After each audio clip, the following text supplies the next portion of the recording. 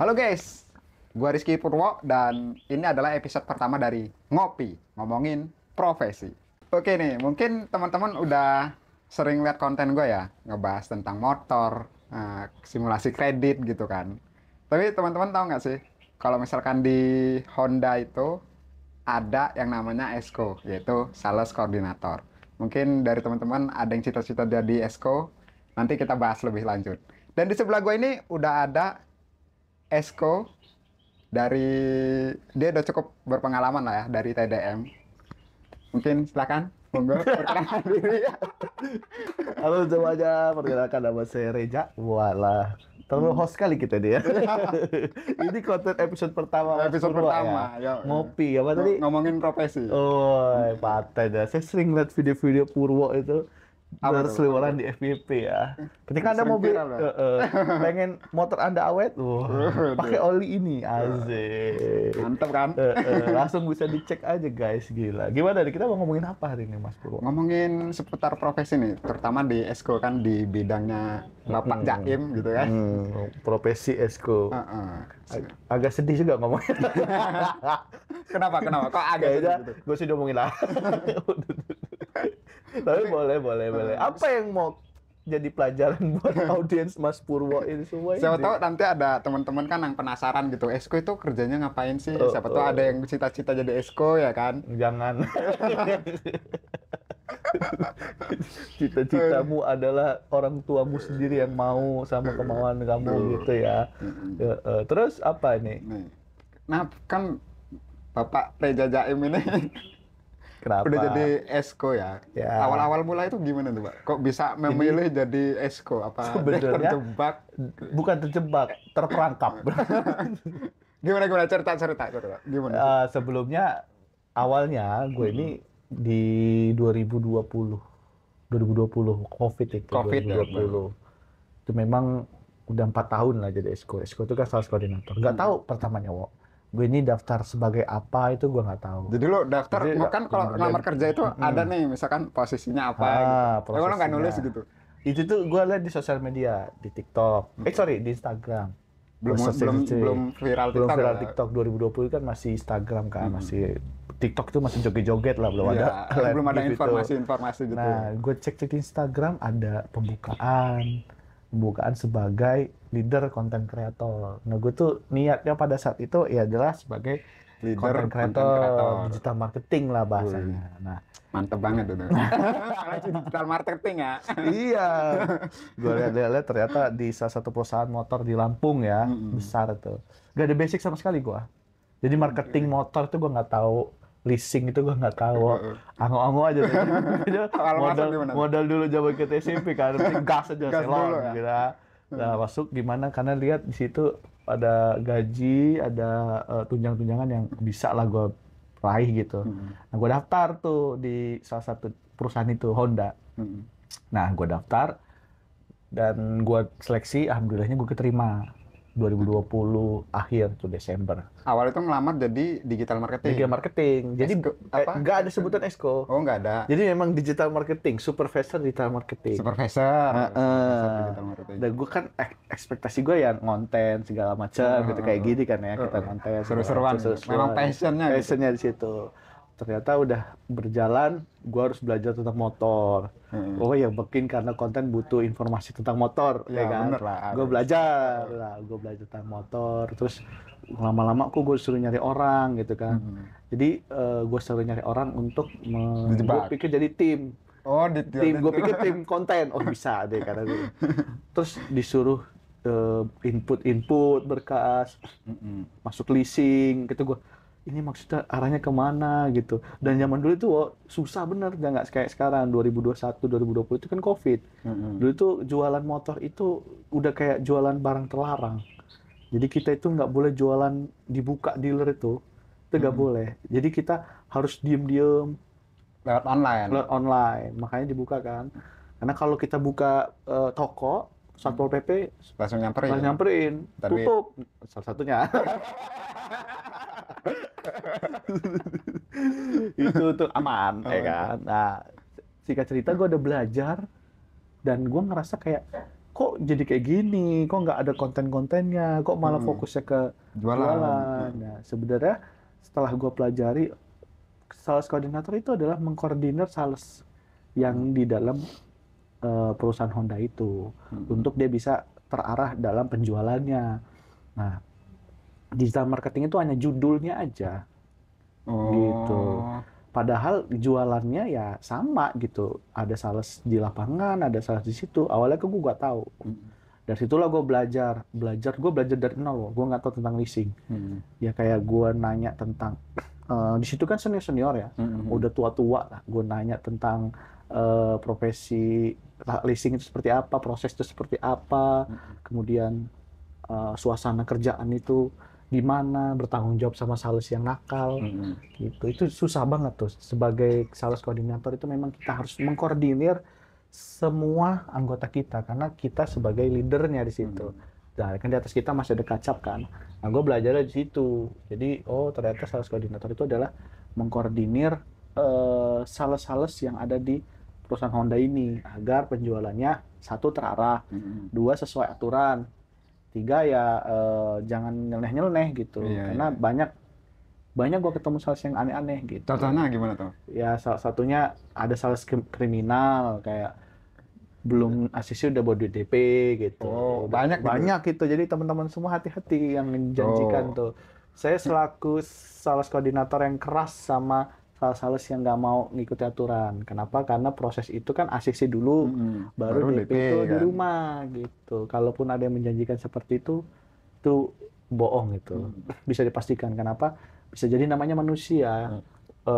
Dia lagi butuh, hilang, dipakai dulu, tiba-tiba ngilang. Nah, hadirnya sales koordinator mengingatkan itu. Tapi kalau misalkan dia masih melakukan itu, ya itu udah di luar tanggung jawab sales koordinator gitu. Dan ya itu gue nggak akan tanggung jawab dengan hal yang begitu gitu. Yang mau ikut-ikut, nggak usah. Gitu.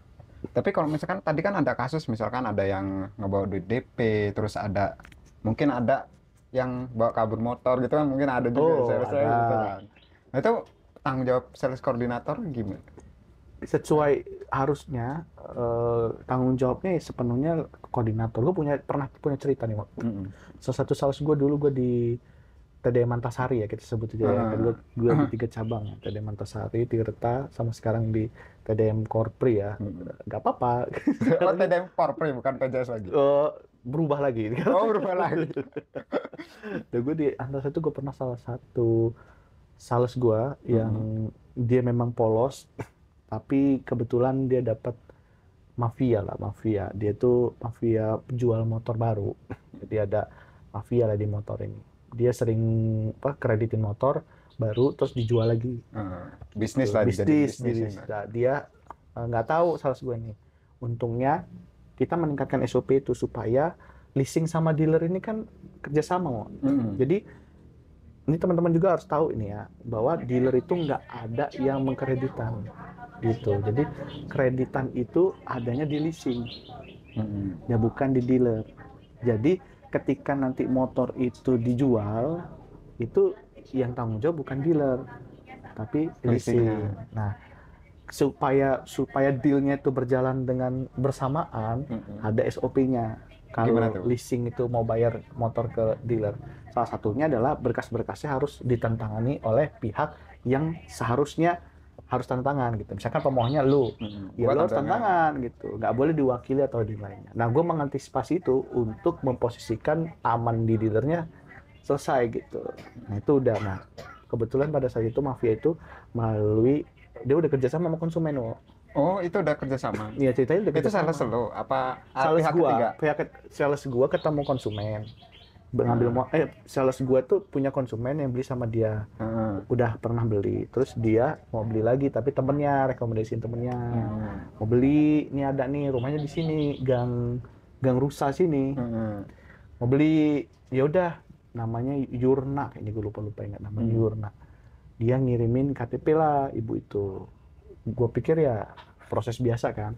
Nah, ada curiga di situ. Alhamdulillahnya IAS tanpa survei. Karena udah pernah ngajuin ya dia? Enggak, belum pernah. Oh, ini yang belum pernah? Belum pernah.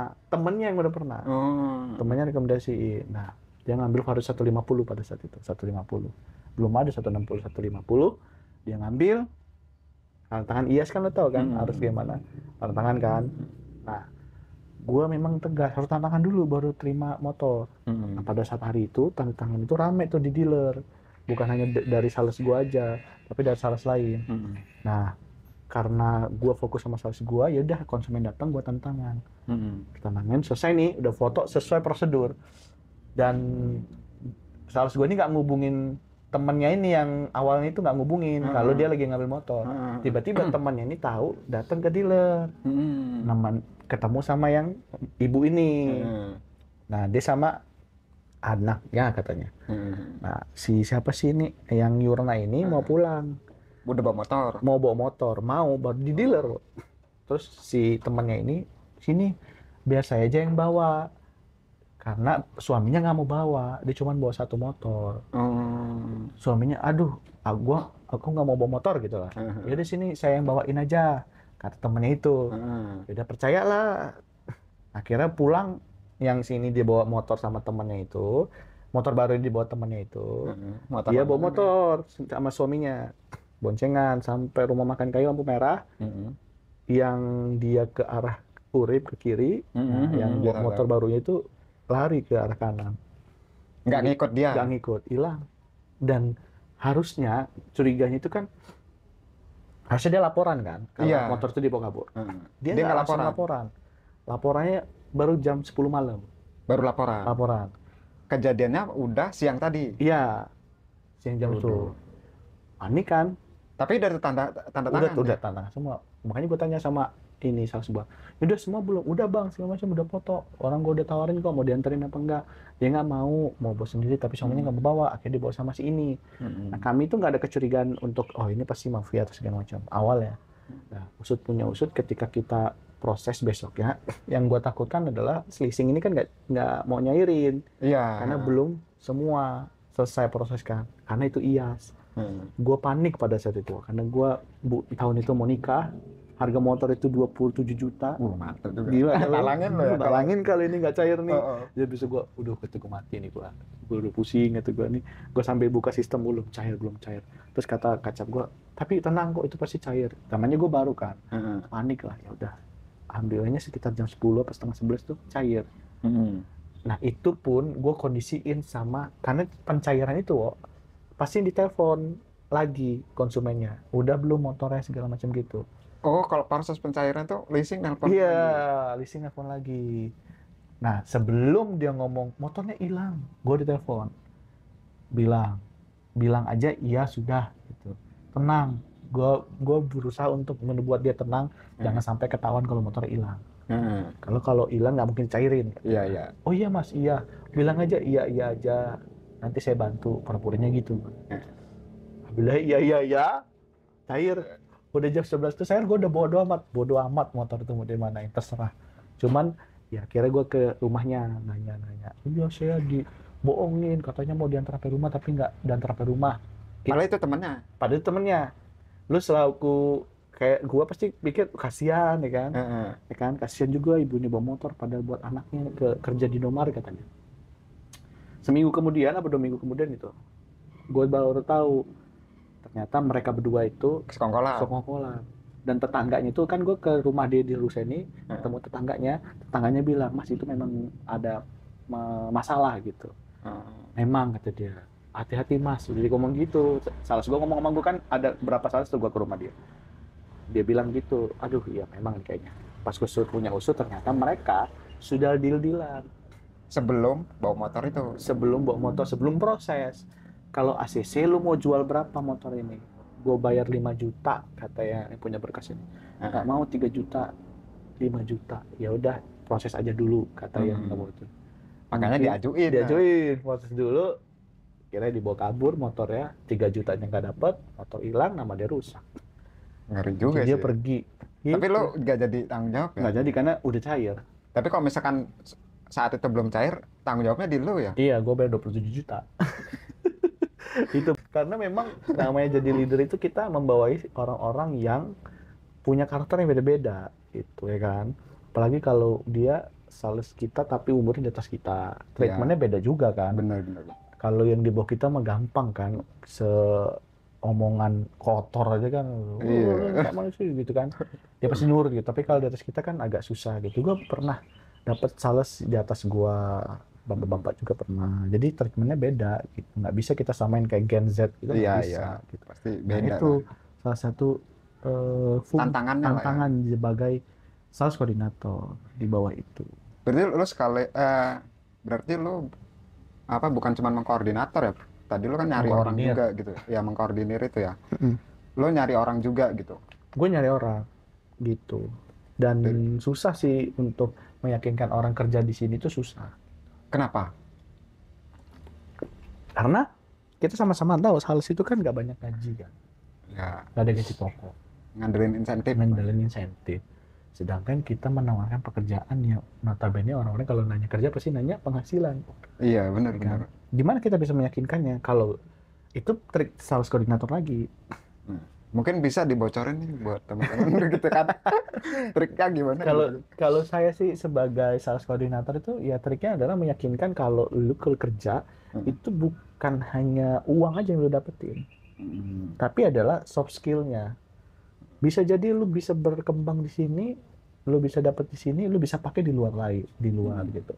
Karena menurut gua penghargaan itu ataupun nilai yang paling tinggi itu bukan dari duit gitu. Tapi kemampuan diri. Iya, kita Jadi, bisa ngembangin lagi gitu kan. iya, kemampuan diri udah oke, duit itu ngalir. Banyak kok sales-sales gue yang udah bagus, udah naik juga banyak gitu. Mungkin udah naik nggak di sini di perusahaan lain gitu. Iya, bisa naik ataupun masih di Honda juga. Gue sih nggak ada masalah kayak sales gue naik jadi TL gitu. Ya nggak ada masalah, berarti rezeki dia gitu. Karena dia udah ikut gue, dia percaya dengan apa yang dia lakukan itu bisa berhasil, ya udah gitu. Tapi namanya orang ya, ada yang positif, ada yang negatif, ada yang merasa apa yang gue lakuin ini belum maksimal, ada yang ngerasa udah maksimal. Ya, gue nggak mau dengerin itu. Tapi gue sales koordinator tuh niat adalah membantu orang. Jadi kalau niat untuk cari duit gak akan bisa berkembang. Gitu, karena gaji aja nggak ada untuk sales Iya, kita. bener. Ya kan? Ngandelin insentif. Ya kan? Nah, lu mau nggak jadi tamengnya sales lu? Karena dia bakal fight sama lu gitu. Kalau lu mau, ya sales lu bakal berjalan sama lu bareng-bareng. Seperti itu. Karena memang nggak ada gaji pokok. Nggak ada. Satu penjualan 300.000 cuman. Sales gue itu paling besar. Bukan 50.000. 50.000 itu kayaknya nggak tahu dealer mana itu, gak tahu kan. Itu sih gue meyakinkannya. Jadi kalau teman-teman sales koordinator bingung, ya apalagi Gen Z ya. Gue tuh rata-rata tim gue tuh Gen Z. Gue kasih gambaran cari kerja itu susah. Yang harus lu cari itu peluang. Bener. Peluang lu untuk Relasi, bisa ya kan? berkembang di sini. Apalagi yang baru-baru lulus mungkin kalau di sini untuk belajar itu worth it banget gitu kan. Iya. Sekarang orang-orang itu pengalaman. memandang sales itu buruk, padahal duit itu paling banyak di sales. Iya, kalau target. Iya. Nggak target juga, sekali penjualan juga banyak juga kalau tahu caranya. Iya. Ya kan? Bener kan? Iya kan? Tergantung lu nya berarti kan? Iya, bener. Jadi bukan, ya target itu kan udah pasti permintaan dari perusahaan kan. Jadi kita kerja pasti ada tuntutan kan. Nah target itu ya dituntut, tapi balik lagi ke masing-masing sales lu butuhnya berapa sebulan. Jadi gue sih bilang sama Gen Z, kalau lu kerja di tempat selain tempat gua gitu, lu tidak akan mendapatkan waktu yang leluasa, kemudian berpikir lebih luas gitu, kreativitas lu terbatas. Lu kerja sama gua terbebas semuanya. Nah, lu mau ambil nggak kesempatan ini? Dan ketika lu bisa berkarir di sini, lu bisa naik lebih tinggi lagi. Ataupun lu di luar dari sini lu bakal dapat lebih banyak dan lu bisa ambil dari sini. Gitu. Dan alhamdulillah. Berarti trik lo memang membebaskan mereka gitu ya, udah nggak usah terlalu tertekan, yang penting kreativitas mereka aja, karena nggak ada hal pasti juga buat mereka. Gue mau ngasih apa ya misalnya gaji gitu kan, ya nggak ada gaji juga. Kan keluasan jualan. Iya. Masa gue push dua orang tapi dua orang nggak ada. Yang gue lakukan adalah menebar jaring aja, banyakin aja. Nanti kalau memang orang-orang itu bisa mau bertahan sama gue lama, ya pasti dia akan loyalitas aja dengan pekerjaan dia gitu. Karena kan tersaring dengan sendirinya. Iya. Ada yang cuma sekedar aja gitu kan. Gitu. Oke, mungkin kayak gitu ya guys. Thank you banget nih untuk Bapak Jaim yang udah datang ke sini dan sharing-sharing tentang job desk Esko gitu ya. Esko itu ngapain aja gitu. Jadi mungkin teman-teman yang ada rencana mau daftar Esko udah tercerahkan gitu ya. Dia itu job desk ngapain aja, dan ternyata Esko itu nggak harus jualan guys. Yang penting dia bisa mengkoordinir sales-salesnya gitu ya. Iya. Kalau bermanfaat, jangan lupa subscribe, like, dan komen juga nih. Besok gue harus ngundang siapa lagi nih? Profesi yang mau lo tahu nih job desk-nya. Oke.